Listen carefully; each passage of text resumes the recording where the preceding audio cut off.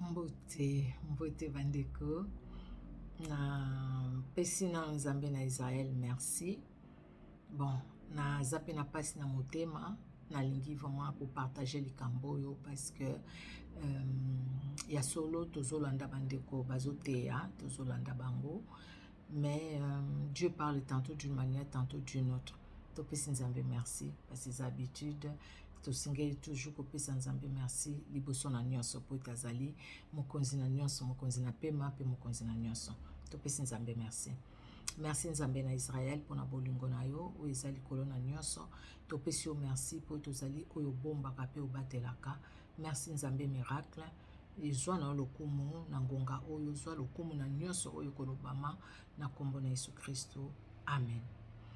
Na sali émission na lingala po na koloba pe moke na français na koloba pe moke na français ezali par rapport ya ndeko na biso Christ Ndikumana azali burundais to rwandais na ebite ateyaka aza pasteur na ebite soka apôtre soko nani mais ateyaka na moment moko boye je pense ba né 2021 2022 azwaki abimaki mbala moko na nini na YouTube na YouTube parce nga na ebelaki na YouTube abimaki mbala moko na YouTube azwaki pe succès makasi en tout cas ba vidéo na ye ezaki beaucoup partagé bandeko ebele vraiment pe na ba chaîne na bango batiaka ba vidéo na ye et puis etalama pe makasi en tout cas bandeko wana etalama makasi après na année oyo ka 2023 toyoki ba message nga na yoka mususu kuna lobi aza ya nzambe te mususu alobi pona nga aza vraiment ya nzambe mususu alobi pe pona nga puis mwasi moko ndeko moko mwasi apesaka message na ko retrouver sute na kutana nango par hasard en tout cas na ebiyete par hasard na kutana nango mais na enregistra kango te na ebi pe kombone lisusu te en tout cas na kutana nango par hasard.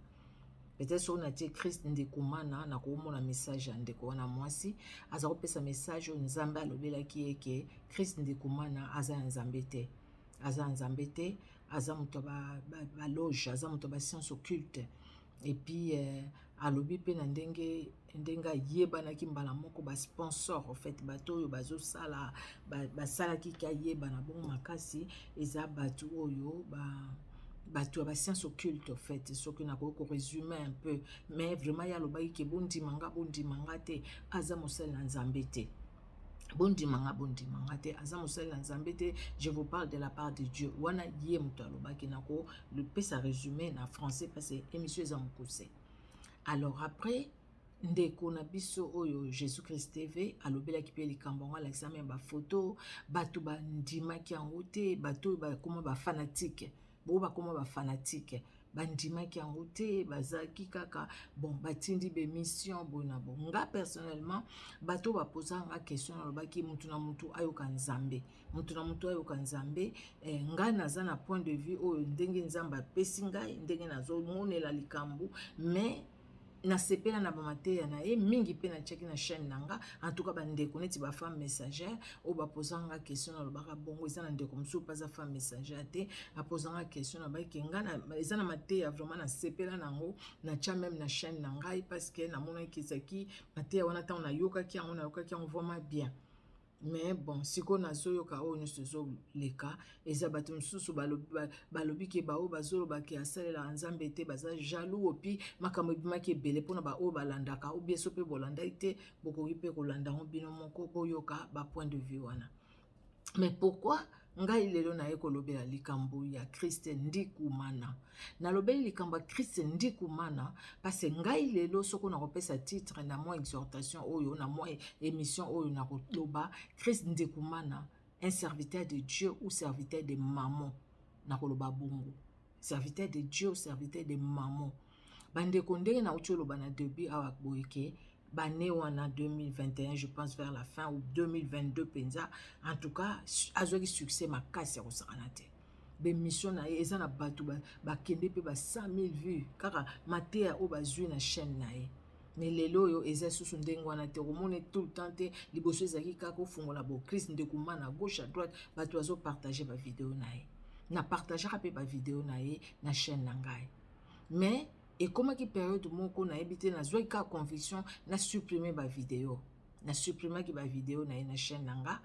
Mais il s'est fait que ezaki na ba vidéo mususu lokola ya kala ezaki ya 2022, mais en tout cas na ba début wana je pense que na mona ki yango te na saki attention te na ba vidéo wana vidéo moko oyo titre nango ezaki donc 2 vidéos na tikala kana et peut-être na partager ba vidéo ne mingi ba mateya ne mingi, mais en tout cas na chaîne nanga etalama penza te ba mateya na ye etalama nango penza te moko ata moko te ekomaki ba 1000 vues ata moko te, mais eza bandeko mosusu mpe ba mateya na ye ya Christ ndeko mana oyo bapartagea bakende nango ba 100 000 vues bandeko mosusu vraiment mate etalamaki makasi na bachaîne na ye moko mpe etalamaka makasi.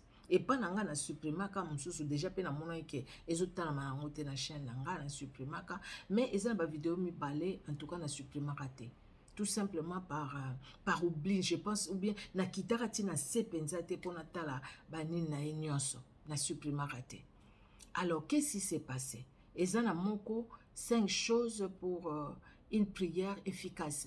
5 choses pour avoir ou pour faire une prière efficace. Na sepelaki na mateya wana. So na biki na sepelaki na ngote wana vraiment eza mabe. Na sepelaki na mateya wana. Et puis ba mateya ne ona tchaka na chaîne nanga eza mateya onga mona yoki na sepeli nango pona bandaki kolanda ba mateya na ye. Na yoki na sepeli nango. Bon na tcha mateya wana banda 2022, mais lelo nazo bino chaîne nanga e perd de même monétisation pour na Christ Ndikumana.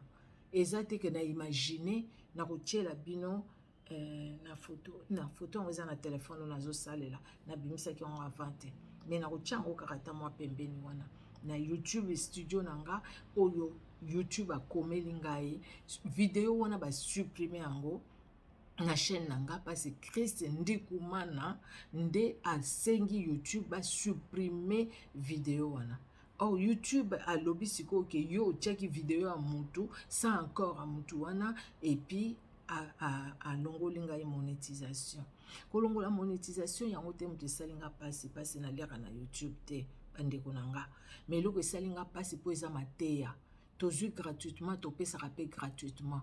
Oyebi bandeko bayembaka bandeko bayembaka na zonanga neti ndeko Mai Kalamba ndeko Moïse Mbiye bon ayembaka pe ateyaka kota ateyaka Mai Kalamba pa yembaka pa ateyaka naloba nini nazo bandeko neti ba José Nzita to banani bandeko bayembaka na bango kabo ba José Nzita pe na banza koma soki évangéliste so nani, mais naloba ka banzembo nazui côté nzembo côté mateya te nazui côté nzembo eza pasteur Marcelo Tunasi nazui côté nzembo soki bandeko wana na banzembo na bango esali ba copyright banzembo na bango ba réclamation esalami pona nga na mona yango eza normal. Pourquoi? Parce que banzembo wana ebimisa bambongo ebele généralement baza na ba producteur wana baza pe na besoin babimisaki mbongo ebele baza pe na besoin ya ko récupérer mbongo wana yango wana mingi banzembo bandeko na biso lelo boye même na YouTube na Facebook ekomi soko tie même nzembo ya Papa Toms okomona ba bloquer vidéo na Facebook pe komi bongo nzembo ya Papa Toms va bloquer vidéo. Henri Moulaja kutu n'en parlons même pas. Papa Henri Moulaja utie nzembo ne ba bloquer vidéo na Facebook na YouTube kutu kolobate kozwa nzembo ya Papa Toms te kozwa nzembo Henri Moulaja te kozwa nzembo te soki banzembo nyonso omona kaka esali rouge wana au moins ba oyo ba nani ba benga bango ba producteur na bango basi ba signala déjà eza na ba droit d'auteur, donc so kaka otiango mbala moko esali rouge osali nini olongoli yango directement avant kuto publier bakomeli yo déjà droit d'auteur ou bien inéligibilité ya monétisation olongoli yango directement sans problème. Mais sikoyo nzembo mateya wana nazo ba Christ Ndikumana esala ta rouge te, mais ye moko asengi YouTube alongola ngo na ebite après akomaki susu nini po YouTube akoma na décision wana YouTube azwaki ekozonga nango parce nini yango pe basi balongolaki bapesa kaka pour un temps et puis après voilà makambo ko se régulariser nango après naza na kondima ki ko se régulariser nango ozomona mais eloko namoni mabe mpona mateya paster Marcelo Tunasi ateyaka mateya na ye mpe bato bapartageaka yango meme nga na chaîne na nga ntoka mateya paster Marcelo Tunasi ezali mateya paster Moïse Mbiye ezali na joie mingi te me moki oyo namoni ke place wana spe wana esepelisi nga makasi bato mpe ebele bapartage mateya paster Moïse Mbiye ya paster Marcelo Tunasi bapartage ba Ivan Castanuna na partage mateya na bango te en tout cas mpo nalandaka mpe vraiment bango te mais paster Marcelo ntongo omoni kaka titre omona etouche o mpenza olandi yango bolobi te tika mpe na partage peut-être ndeko moko alandaki kuna te akoki peut-être mpe kolanda na chaîne na nga na ndenge kaka liloba nzambe ekende na ndenge vraiment liloba nzambe ekende ozomona mais kokamwa Christ ndikumana akende kosenga na YouTube alongola video wana parce que eza na droit d'auteur mateya eza na droit d'auteur et puis balongola ngai pe monétisation décision wana kolongola monétisation je pense YouTube nde mutazwa yango parce que raison moko kaka pesi parce que Chris Ndikumana a supprimer a faire supprimer vidéo na chaîne na ngai wana nde namoni yango vraiment mabe namoni yango mabe lisusu mpona nini bandeko na nga entre biso na biso bato mwindo nde tosala na makambo ya boye ngai oyo bayebi chaîne na nga so oke na chaîne na nga okomona ke pour l'instant natiaka lisusu mateya ya bato te nazotia nga moko nateyaka epuis so nasalisi séminaire na Facebook nazwi séminaire wana na partage yango na YouTube mais soki okiti okiti lisusu na chaîne na nga okuta bamateya mateya bamindele na longoli ya Derek Prince eza mateya sel mateya oyo oyo natia na chaîne na nga ekomisanga bavue ekoma pepe ba 10 000 vues ya Derek Prince mateya ne sur la délivrance ekomelanga plus de 10 000 vues nazwaka su mateya moko bo sur la délivrance na petit sur te sukwa nani mais on a longolaka mais oya Derek Prince ezalaka na zwaki su mateya na ye na yebite soko nini mais bato oyo basokipaka na ministère ya Derek Prince awa na France na Paris baza mindele ntango bamoni na banza na yebi te moto akutanaki nango to nini mais en tout cas bamonaki bavideo ya Derek Prince na chaîne nanga et surtout ke esaki ba 10 000 vues mosusu 8 000 vues mosusu 7 000 vues eza bavideo etalamaki alors ntango bamonaki yango moto wana asali nini aluki numero na nga responsable ministère Derek Prince aluki numero na nga ya WhatsApp akomeli nga akomeli ngai vraiment gentiment alobi ke naza mosali na nzambe oza pe mosali na nzambe nayebi ke objectif na yo ezali ke liloba nzambe etalama bato bayoka yango merci eza objectif moko kitoko mais par contre mateya oyo biso tosombaka yango kosomba à partir des États-Unis po biso toya kotia yango awa yango wana toautorisaka te moto mosusu atia yango na chaîne na ye alors eloko tokosenga na yo supprimer yango kaka na chaîne na yo s'il vous plaît dans l'amour du Seigneur mutu akomeli yo bongo nga pe nakomeli na bien en tout cas merci nayebaki te ke bino mate yango bosombaka kosomba nakokaki koyeba te en tout cas nakokaki koyeba te namonaki yango mate esepelisi nga vraiment yango nalobaki na partager d'ailleurs bokomona ndenge nini etalama parce que etouchaki mpe mitema bato ebele botanga ata bacommentaire mais lokola ezali ndenge wana ndongo expliqué en tout cas nazosupprime yango quelque soit banombre bavie ekotela ngai nake na chaîne nanga na supprimer et puis nakomeli pe frère yango na ebisi en tout cas na auto supprimer ba vidéo ko vérifier mais merci beaucoup en tout cas na gentillesse na bino mais ba signaler ki na Facebook na YouTube te ba signaler te ba kekaka ba komeli nga na longola mateya Christ Ndikumana oza mosali na nzambe ya solo to oza serviteur ya maman po soki oza mosali na nzambe ya solo mpona nini kosignale chaîne nanga mpona tie mateya nazwi nzembo na yo te me nazwi mateya soko nzembo na ocomprendre mpasi nabiki eza nzembo producteur peut-être moto asali yango me wana producteur te yo moko osali yango lingala oyokaka mpasi église na yo wana etonda bato ya mangala ere mosusu mpo olobaka na lingala oyokaka baburundais barwandais mingi bayokaka na bango lingala. Mais pourquoi okene ko signaler chaîne ya moto aza mosali na nzambe lokola yo pona mateya Pourquoi? Nga lokola eza mateya, eza na bato pe ba partager mateya na nga. C'est vrai na yebani lokola ba crise ndekomana te na koma na niveau ba publicité bango baza na bato ba sponsor makasi o ba salela bango ba pub ba somba ba nini na YouTube ba somba ba vue ba somba nga ite. Naza na moto akosalela nga ba pub bon te, naza na sponsor te. Sponsor na nga kaka Saint-Esprit. Kaka Saint-Esprit moto atushaka mitema, bato batala 10, 20 Saint-Esprit. Soko pesa na mate komi na ba 1000 vues, Saint-Esprit kaka moto atushaka mitema. Ngai te. Naza na sponsor te. Mais Christ ndekomana oza na sponsor. Oza na sponsor, ba sponsor pe ya makasi. O baza pe peut-être boccultiste ndenge sa wana lobaka. Peut-être pété. Neza kaka bato baza na ba moyen pe balingi ko soutenir yo na musala. Bazo soutenir yo. Mais tiko kuma na niveau wana na mona ki yango mabe makasi. Na ebite bato yo ba partager pe mateya na yo o ba msusu vraiment ba koma iti ba 100,000 vues bazali na ba chaîne na bango ba partager mateya na yo ya Christ ndekomana ba komiti na ba 100,000 vues. Na ebite soko pe bango ça au signaler bango bi mateya wana. 5 choses importantes pour une prière efficace. Ezali kitoko po mutu ndeko moko na moko ayoka yango. Et soko mona ki mabe ko partager mateya wana kaka. Parce que mateya natikalaka na 2 vidéos à Christ ndikumana.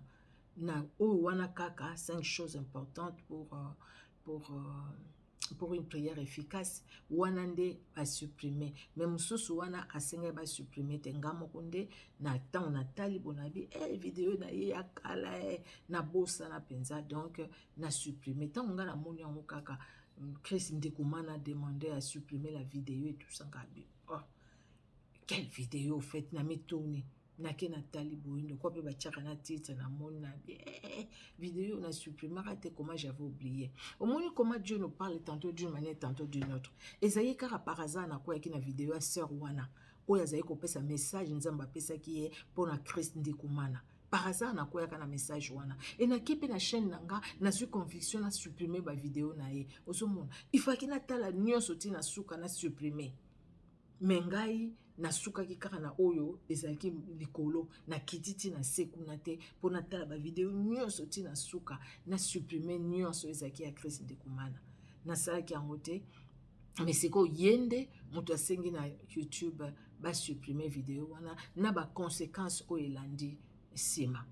J'étais en train de parler au fait de c'est la personne que vous suivez, hein, il y a des gens qui les suivent, c'est la radio Kanguka. Kanguka, Christ Ndekomana. Moi, je me pose aujourd'hui la question si c'est un serviteur de Dieu ou un serviteur de maman. Pourquoi je l'ai dit? J'ai dit ainsi parce que vous savez qu'à un moment, ses frères a été très connu, et ses vidéos étaient partagées. Beaucoup de personnes ont partagé ces vidéos sur leur chaîne. C'est bien. Et ils ont eu aussi beaucoup de vues. Merci Seigneur pour les personnes qui ont regardé. Moi, je suivais Christ Ndekomana, j'écoutais les prédications. Et si je trouve que la prédication me touche, j'ai pris aussi la vidéo, j'ai partagé. Oui, je l'ai fait sur ma chaîne. Comme j'ai fait aussi pour Marcelo Tounassi, Moïse Mbiye et Atoms. Les 4 personnes, je pense. Je l'avais fait aussi pour Derek Prince, les ministères de Derek Prince, mais le monsieur qui s'occupe du ministère de Derek Prince a cherché mon numéro. Il m'a écrit sur WhatsApp pour me dire, écoutez, nous, ces messages-là, c'est pas gratuit qu'on les a. On les achète. C'est pourquoi nous aussi, nous ne voulons pas que les autres partagent sur la chaîne. J'ai compris. J'ai supprimé moi-même parce qu'ils m'ont dit de les supprimer. Là, par contre, avec Derek Prince, j'ai eu des vidéos qui sont allées jusqu'à 10 000 vues. J'ai supprimé parce qu'ils avaient raison. Moi, je ne savais pas que eux, ils achetaient ça parce que Derek Prince, c'est quelqu'un qui est mort il y a longtemps, mais tous les ministères aux États-Unis, ça continue. Donc, eux aussi, ils ont fait ça ici à Paris, mais bon, ils achetaient, je ne sais pas comment ça se passe, mais c'est ce qu'il a dit. Moi, j'ai obéi. Voilà. Lui, c'est un blanc. Il n'a pas signalé à YouTube pour que YouTube supprime la vidéo et que YouTube prenne des décisions sur ma chaîne. Mais Christ Ndekomana, qui est un Africain, qui prêche la parole de Dieu, ce n'est pas la chanson, mais la parole de Dieu. J'ai partagé sa parole. Et quand une dame a donné une prophétie sur Christ Ndikumana, par hasard, je suis tombée sur cette dame. Je ne la connais même pas, je ne saurais même pas la chercher. En tout cas, je ne connais pas son nom. Par hasard, comme ça, je suis tombée sur elle et elle est passée en direct. Elle a donné les messages que Dieu lui a donnés au peuple de Dieu sur Christ Ndikumana. Les messages, c'était quoi? Les messages, c'était que Christ Ndikumana est dans les faux. Ce n'est pas quelqu'un qui sert Dieu dans la vérité. Et il disait, vous allez m'injurier, vous allez tout faire, mais vous allez me donner raison tôt ou tard. Après, moi, j'ai eu la conviction de supprimer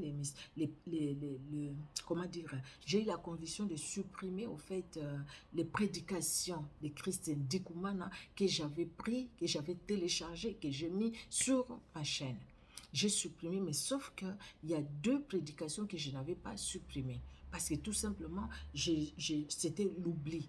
Parce que c'était les prédications que j'avais publiées, ça faisait vraiment longtemps, début 2022. Donc, c'était l'oubli. Je pense janvier ou février 2022. Entre-temps, j'ai fait beaucoup d'autres vidéos aussi. Vous voyez? Et j'ai partagé aussi les vidéos d'autres personnes, dont Derek Prince, dont je parlais tout à l'heure. Mais après, j'ai supprimé Derek Prince. J'avais partagé même, j'avais téléchargé 2 ou 3, 4 même, 4 vidéos, je pense. Mais toutes ces vidéos-là, c'est des vidéos qui étaient vraiment, vraiment visionnées. Beaucoup de vues. Mais avec Christ Ndikumana, pour ma part en tout cas, ces vidéos chez moi, ça n'a pas fait vraiment des vues, non. Il y a des vidéos qui n'ont fait que 100 vues, 200 vues et peut-être même moins. Donc après, je suis restée avec ces 2 vidéos-là. L'autre, j'ai oublié les titres, mais la vidéo, pardon, les 5 choses importantes pour une prière efficace. Je pense que c'était ça. Et l'autre fois, je vois un message. Ça n'a même pas fait un rouge. Le rouge, hein. Ceux qui connaissent YouTube le savent. Si vous téléchargez une vidéo et puis il y a les restrictions, ils vous disent soit il n'y a aucune restriction, soit c'est les droits d'auteur, soit il y a des choses. En fait, c'est YouTube qui les dit. Mais là, par contre, il n'y avait rien, aucune restriction. Depuis que j'avais toutes les autres vidéos, c'était aucune restriction. Moi, j'ai dit, écoutez, c'est la parole de Dieu, donc c'est normal qu'il n'y ait aucune restriction. Et là, ce qui m'a étonné, je vois YouTube qui m'écrit comme quoi Christ Ndikumana a demandé que YouTube supprime la vidéo là de cet enseignement sur ma chaîne. Et quand YouTube supprime une vidéo comme ça, il y a toujours des conséquences derrière, conséquences sur la chaîne. Ça, c'est ce qui m'a dérangé. Ça m'a dérangé pourquoi? Parce que je me dis, les ministères de Derek Prince, hein, ils m'ont écrit que je supprime moi-même. Ils n'ont pas signalé à YouTube. Mais Christ Ndikumana, c'est lui. Ce n'est même pas l'organisme quelconque, ce n'est même pas son sponsor. Mais lui-même, c'est écrit Christ Ndikumana, lui-même a demandé à ce que cette vidéo soit supprimée de ma chaîne. C'est pourquoi je me suis posé la question. Pour la chanson, je l'ai dit, moi je comprends vraiment nos frères, quand on met toujours leurs chansons, c'est rouge et tout ça, c'est normal. Même sur Facebook aujourd'hui, tu prends la chanson d'Harry Papa Moulaja, moi je suis du Congo, la chanson d'Harry Papa Moulaja, ta vidéo ne va pas passer. Tu vas faire ta vidéo à la fin, Facebook te dit, on a supprimé cette vidéo à cause de la chanson que vous avez mis. J'ai connu ça plusieurs fois avec Papa Henri Moulaja. Avec Atom aussi, maintenant, c'est comme ça. Même les chansons Chilo qu'on écoutait et tout ça. Essayez de mettre ça sur, quand vous faites les lives, sur Facebook. À la fin, la vidéo est supprimée parce que vous avez mis la chanson. Ou la vidéo est mise en privé. Bon, il faut écrire pour qu'ils remettent la vidéo, mais ils mettent en sourdine, en fait, ils enlèvent la chanson. Donc, du coup, maintenant, moi, je ne mets même plus les chansons. Même si je suis sur Facebook, je ne mets plus les chansons. Je passe le temps comme ça, on va partager, bonjour, bonjour, bonjour. Et puis après, je commence la prédication. Vous voyez, pour la chanson, j'ai dit, moi, je comprends. Je comprends parce que les producteurs, ils doivent récupérer l'argent. C'est généralement les producteurs qui mettent les copyrights, ce n'est pas nos frères eux-mêmes. Généralement, c'est les producteurs. Bon, ceux qui se produisent eux-mêmes, pardon, ceux qui se produisent eux-mêmes aussi, bon, je ne sais pas, c'est eux-mêmes parce que ça leur coûte aussi vraiment de l'argent. Les chansons, moi, je comprends. Mais pour la prédication, Ça t'a coûté combien quand tu as préparé cette prédication? Oui, le temps. Moi-même, je suis prédicatrice de l'évangile. Je sais que ça prend du temps. Le temps que tu prends pour préparer. Et pour cela, il faut rendre la parole de Dieu, il faut monétiser ou monnayer la parole de Dieu. Il faut pour cela, au fait, signaler la chaîne qui a partagé la parole de Dieu. La parole, parce que cette parole-là, c'est le Saint-Esprit te l'a donné toi. Pourquoi avant, tu ne le signalais pas? Pourquoi maintenant? Parce que tu es très connu. Si c'était ta chanson, moi je dis, oui c'est vrai la chanson, je ne peux pas. De toutes les façons, la chanson, tout de suite, YouTube te montre que tu n'as pas droit. Mais la prédication, la parole de Dieu qu'on reçoit gratuitement, que nous devons donner aussi gratuitement. Si pour la prédication, tu vas demander à supprimer la prédication, et les gens qui te suivent là, avec Kangoka, je ne sais pas, les gens qui te donnent leur sujet de prière, ils doivent payer combien pour prier pour eux? J'ai trouvé que c'était triste, tout simplement. Christ Ndekoumana, un serviteur de Jésus-Christ ou un serviteur de Maman. Que chacun réfléchisse. Que chacun réfléchisse. Et que chacun sache ce qu'il doit faire. Surtout à vous qui êtes devenus fanatiques. Vous ne suivez plus Christ, mais vous suivez la personne. Ce n'est pas tout simplement pour lui. Ça, c'est pour beaucoup d'autres personnes aussi. Suivez Christ, ne suivez pas la personne. Si vous suivez la personne, vous allez même injurier là. Mais c'est à vous de voir. Chacun rendra compte à Dieu. Chacun de nous. Devant le Seigneur, nous allons rendre compte à Dieu. Que Dieu vous bénisse. Voilà, je voulais juste dénoncer ça. Peut-être que ça va aider quelqu'un. La dame là, elle avait parlé. Elle a parlé, les gens l'ont injurié. Mais moi, ces jours-là, si j'avais bien compris, je ne serais pas aujourd'hui dans la situation où Christ Ndekoumana m'a mis. Signaler à YouTube sa vidéo, les supprimer. Je ne serais pas dans cette situation-là. J'allais tout simplement tout supprimer et il n'y aurait même pas de problème. Mais regardez, si on peut écouter, ça nous fera vraiment du bien. Le pasteur Moïse Mbiye, j'ai ses prédications, j'espère, papa. Pour les chansons, je comprends, mais pour la prédication, j'espère qu'un jour, on ne va pas se réveiller comme ça. Ah, Moïse Mbiye a retiré la prédication, a demandé à YouTube de retirer la prédication. Pasteur Marcelo Tounassi, et pour la chanson, je comprends, mais pour la prédication, je ne pense pas qu'un jour, on va se réveiller le matin. Ah, pasteur Marcelo Tounassi a retiré la prédication, ou pasteur Atom a retiré la prédication. Donc, ça commence à faire peur. Du coup, moi, j'ai vraiment supprimé beaucoup de vidéos, même de mes frères. Mais j'ai laissé quelques enseignements pour le pasteur Atom. J'ai trouvé avec sa femme, ils ont donné un enseignement bien sur les enfants, dans la famille. Et puis, le pasteur Moïse Mbiye, il y a quelques prédications que j'avais, une ou deux, je ne sais pas. Le pasteur Marcelo Tounassi, un bon enseignant. Vraiment, la parole de Dieu, quand tu le sens, tu te dis, merci Seigneur, que Dieu bénisse cet homme.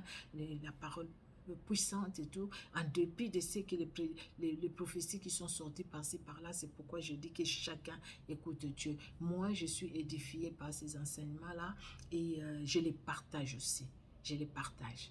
Dans ce que moi, le Seigneur me donne, le Saint-Esprit me donne, si tu veux partager aussi, c'est à toi de le faire. Il y a quelqu'un qui m'a appelé pour me dire, maman, j'ai suivi tel enseignement, ça m'a vraiment touché, je voulais mettre ça sur ma chaîne. Je lui ai dit, vas-y.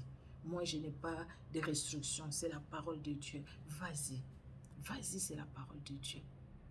Vous voyez, pour les chansons, je comprends que nos frères qui chantent, que leurs producteurs ne veulent pas qu'on puisse mettre leurs chansons. Je comprends, c'est normal. Ils dépensent beaucoup. Ils dépensent beaucoup. Ce n'est pas de la blague. Ils dépensent vraiment de l'argent pour que nous puissions écouter toutes ces chansons que nous écoutons, qui nous édifient aussi beaucoup.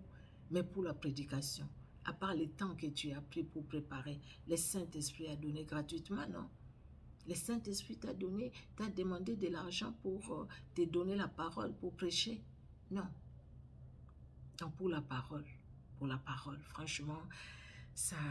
Bon, écoutez, que Dieu soit honoré, que Dieu soit glorifié. Ce qui est fait est fait. Pour le reste, le Seigneur lui-même est au contrôle et sera toujours au contrôle. Amen, amen.